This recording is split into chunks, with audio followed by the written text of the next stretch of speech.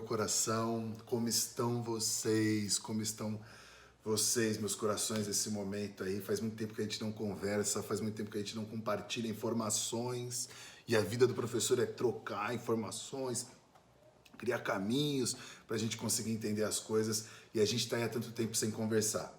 Bom, gostaria de dizer primeiro que eu estou morrendo de saudade. Vocês fazem muita falta no dia da gente, fazem falta na nossa rotina.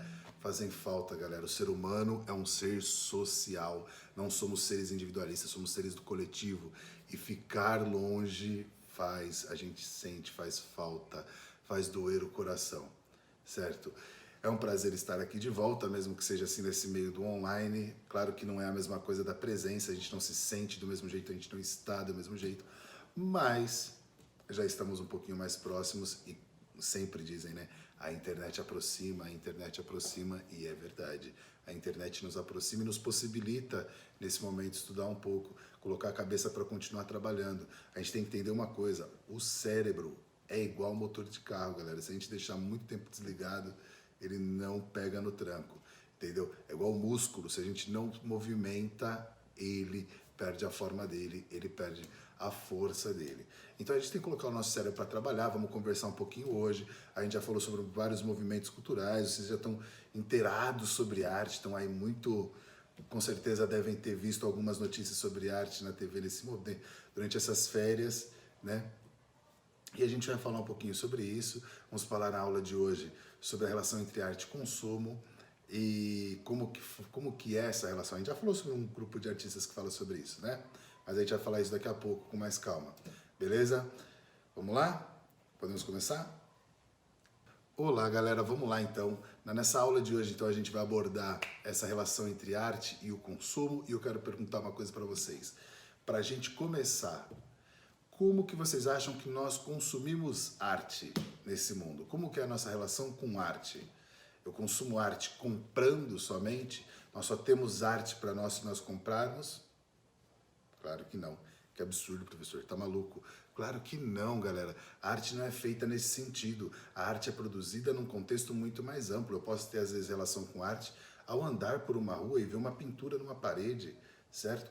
Ou às vezes ver um clipe, uma animação feita por um artista numa dessas telas eletrônicas que a gente vê hoje nas ruas, né? Aqueles outdoors eletrônicos, ou vem dos próprios outdoors, que são trabalho de designer gráficos, certo? Então a arte ela está no nosso cotidiano, a arquitetura das cidades, a arte faz parte da nossa vida. Eu não consumo ela só quando eu gasto, mas eu também a consumo quando gasto. Claro que consumo. Eu posso comprar uma obra de arte? Claro que pode. É extremamente normal se comprar obra de arte. Eu sou um pintor, eu preciso que as pessoas comprem obras de arte. Então, galera, a arte ela também é feita para a ideia de consumo. Só que a arte ela não é feita estritamente para o consumo. O consumo da arte ele é natural.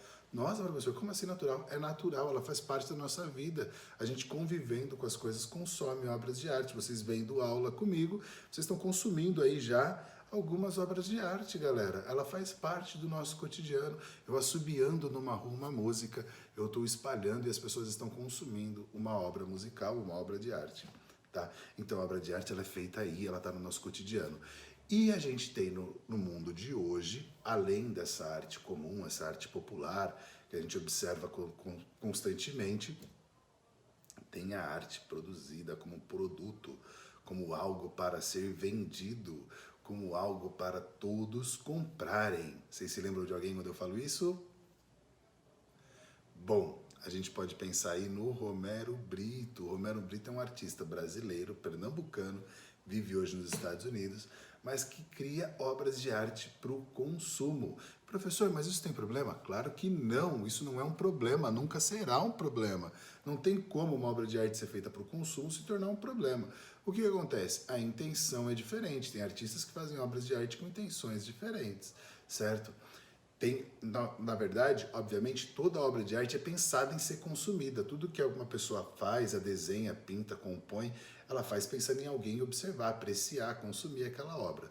Mas o consumo nem sempre é monetário. Você faz uma troca de dinheiro para poder consumir aquela obra. Nem sempre isso acontece, tá? Muitas vezes a arte ela acontece por si. A gente pode ver quando a gente vai, por exemplo, nas igrejas, nos templos, quando a gente passeia, a gente vê obras de arte que acontecem por si. A gente vê um show de uma igreja, aquele espetáculo de música. Galera, aquilo é parte da cultura daquela igreja, porque a arte é parte da nossa cultura, certo? As pessoas fazem arte, galera. Vocês fazem arte em casa, as famílias fazem arte. A arte faz parte da nossa vida, da nossa essência. Então a gente consome e cria, tá? Muita arte e com muita frequência. E quando a gente pensa nessa arte que é feita literalmente para consumo, podemos pensar numa coisa, galera. Se existe um produto sendo criado, existe uma indústria criando esse produto que a gente vai chamar de indústria cultural. Tá? E o que é essa indústria cultural na nossa visão de hoje? Isso é um termo filosófico de hoje, galera. Na verdade, de um século para cá. Ela não é um termo da Idade Média. Tá? É um termo relacionado ao nosso mundo de hoje. O que é essa indústria cultural? Indústria cultural, galera, é toda essa produção. A gente está vendo aí nessa época de quarentena alguns artistas, alguns músicos que estão em casa, que não tem aquela equipe trabalhando para eles. E, isso é tudo que a gente vê, a gente chama de indústria cultural, uma indústria de cultura. Então tem pessoas que fazem música, por exemplo, literalmente para vender. E tem pessoas que fazem música para mostrar algo que sente, para dizer algo ao mundo, tá? Então essa diferença a gente vai observar. E na arte, será que a gente já estudou algum grupo de artista que é contra essa ideia de consumo? De certa forma, sim. Lembram? Tem um artista aí que não sei se vocês estão seguindo ele no Instagram, ele nessa quarentena aí postou uma foto onde ele fez uma intervenção artística no banheiro dele com vários ratinhos correndo. Se alguém chegou a ver, foi o Banksy, né? O Banksy fez essa produção aí. Durante a quarentena ele também está em casa e quis fazer obra de arte na casa dele, né? Ele é um artista de rua, ele é um artista urbano e ele questiona muito essa questão de arte e consumo. Os muralistas mexicanos, né? O Diego Rivera, o Orozco, são grupos de artistas que também questionavam muito essa questão da arte para consumo. Por quê? Arte para consumo tem que caber em rótulos e rótulos limitam. Rótulos limitam. Quando eu rotulo uma pessoa, quando eu rotulo um estilo de arte, galera, eu limito aquele estilo. Quando eu falo impressionismo, foi um estilo de arte que existiu no século XIX, eu limito. É daquele jeito, certo? Quando eu falo em arte grafite, eu limito. Eu falo daquele jeito, tá? Então a indústria cultural ela costuma criar rótulos porque o rótulo facilita. Embora para o artista é um problema porque limita, para o público é bom porque facilita a compreensão. O rótulo me ajuda a entender, a partir do nome eu já sei mais ou menos o que é. Entendeu? Então isso me facilita a compreensão do público. É um problema para o artista, mas facilita a vida do público. E quem vai ter uma relação profunda com o consumo, bem profunda e muito próxima, é um grupo de artistas que vai surgir no final dos anos 50 e eles fazem um estilo de arte que o nome parece novo até hoje. Se chama pop art, né? Arte pop. E o que era essa arte pop, galera? Era uma arte pensada na cultura popular, vista na cultura popular e que era carregada de elementos da cultura popular. Como assim elementos da cultura popular? Coca-Cola, né?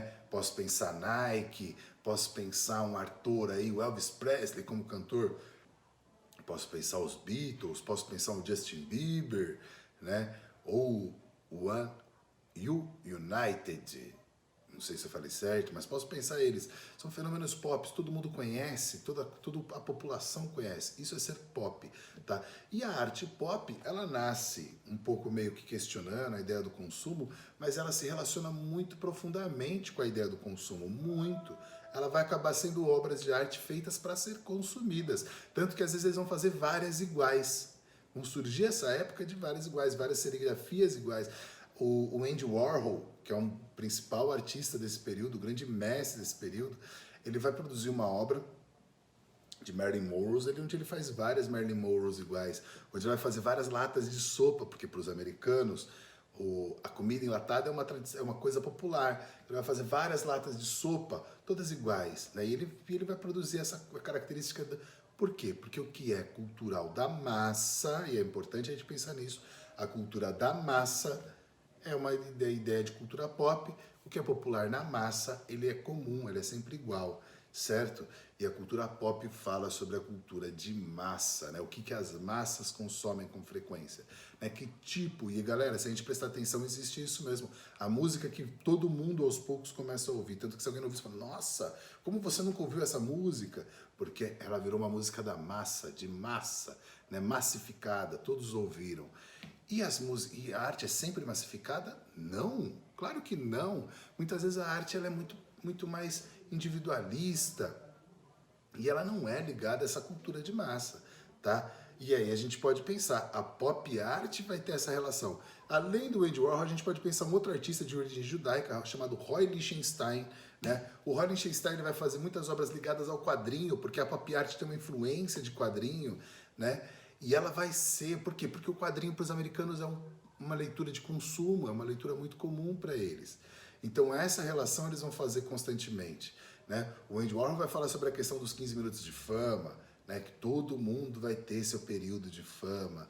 Ele chegou, galera, a fazer capas de disco para músicos da época e chegou a ser VJ da MTV, aqueles apresentadores da MTV. Acredita? Então, assim, eles eram ligados muito a essa questão da cultura de massa. Uma outra curiosidade sobre o Andy Warhol, e interessante que a gente pode pensar, galera, é que ele tinha o ateliê dele, o ateliê do Andy Warhol, se chamava Factory, ou seja, fábrica. Ali se fabricava a arte, ele começou a ver a arte como uma indústria cultural, como algo de uma indústria. A cultura pop é um ótimo exemplo de quando a gente pensa em indústria cultural, galera. Só o pop, quando eu falo pop, eu posso dar um exemplo para vocês que vocês não acham que é pop, mas é o sertanejo. O sertanejo no Brasil é pop. Por quê?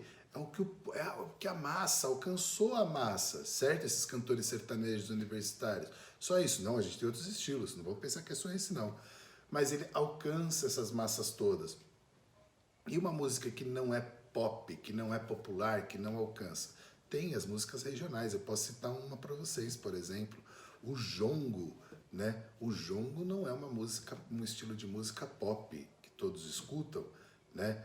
O carimbó não é um estilo de música que todos escutam. Tambor de crioula não é um tipo de música que todos escutam, mas tem uma origem. A moda de viola, né, não é uma música que todos escutam, não é uma música da massa, mas é uma música também ligada às culturas populares. A música popular é diferente da música de massa, tá? Por que é diferente? Aí uma coisa interessante pra gente pensar. O que é popular, galera, é o seguinte, é o que nasce do povo, tá? Surge do povo. O povo tem aquela expressão. E como é povo, galera, é grupos pequenos. Cada lugar vai ter sua expressão, tem seu jeito de fazer. A cultura de massa, ela às vezes até surge de algumas coisas relacionadas ao povo, mas ela se espalha, não pelo povo, mas assim, ó, de cima para baixo. Aparece, um exemplo, a música de massa, ela vai acontecer como? Ela aparece numa novela, aí um monte de gente escuta, aí depois aparece num comercial, mas um monte de gente escuta, e ela vai aos poucos vindo de cima para todo mundo, tá? A diferença da cultura de massa e cultura popular é essa. A cultura popular, ela nasce no povo e a cultura de massa, ela vem de cima para baixo. A indústria cultural, ela produz coisas que a gente não, às vezes não se identifica. Se você pensar o hip hop hoje, ele tem uma relação muito profunda com o Brasil, mas se você pensar o hip hop no começo dos anos 70 ou 80, não tinha a ver com a realidade do brasileiro. A realidade do brasileiro era outra. O estilo, as cidades brasileiras não pareciam com Nova York, por exemplo. Certo? Então essa diferença cultural, a globalização mudou, certo? Fez as pessoas terem, hoje em dia, culturas do mundo inteiro em todo lugar, tá? Mas a cultura popular é aquilo que nasce naquele lugar, tá? A música nossa, o samba como música nossa, como origem, ele é uma música popular, tá? O hip hop pode ser uma música popular para os americanos, né? Uma música que nasceu lá, uma música de origem folclórica deles. Agora, para nós, ele veio depois, tem uma relação conosco muito profunda, mas ele veio um pouco depois. Beleza, galera? Bom, para a gente finalizar, eu vou deixar para vocês aí uma atividade depois para vocês darem uma estudada, para vocês darem uma olhadinha, alguns exercícios para resolverem na apostila. Esse conteúdo que a gente falou está entre a página 271 e 275. Os artistas que eu citei apareceram aqui e também estão no material, vocês podem olhar algumas obras dele. Além das obras, tem os links aí no material que vocês podem explorar um pouco mais, tá? E vou deixar algumas atividades para vocês fazerem. Qualquer dúvida, estou à disposição para ajudá-los no que vocês precisarem. Saibam que estou morrendo de saudade. Vamos pensar nessa questão da cultura de massa, galera, e na cultura popular. A gente está no momento de ver o que a gente consome, tá? Querendo ou não, a gente muitas vezes acaba consumindo coisas que nem são coisas que a gente gosta, a gente aprende a gostar, e nem sempre o que a gente aprende a gostar é bom. A gente estava certo quando não gostava, tá? Então a gente tem que escutar um pouco mais o nosso coração. Não que o pop seja um problema, ele é uma bela arte, é uma arte de muita qualidade, tá? Mas a gente tem muitas outras, a gente não pode se fechar em uma, tá? A gente tem que abraçar todas as culturas e buscar arte em todos os lugares, beleza? Um abraço para todos, tô morrendo de saudade. Em breve a gente vai estar junto, tá? E não vejo a hora disso acontecer. Que hoje o dia seja lindo, porque a aula de arte está aqui, que ele seja um dia maravilhoso e que vocês terminem o dia muito feliz, com o coração muito bem, tá? E não se esqueça que mesmo de longe eu penso em vocês várias vezes, vocês fazem muita falta, certo? Galera, muito obrigado, tchau, tchau, fiquem com Deus e não se esqueçam que vocês são amados pela família e pelas pessoas que conhecem vocês, porque conhecem o coração de vocês, certo? Tchau, tchau.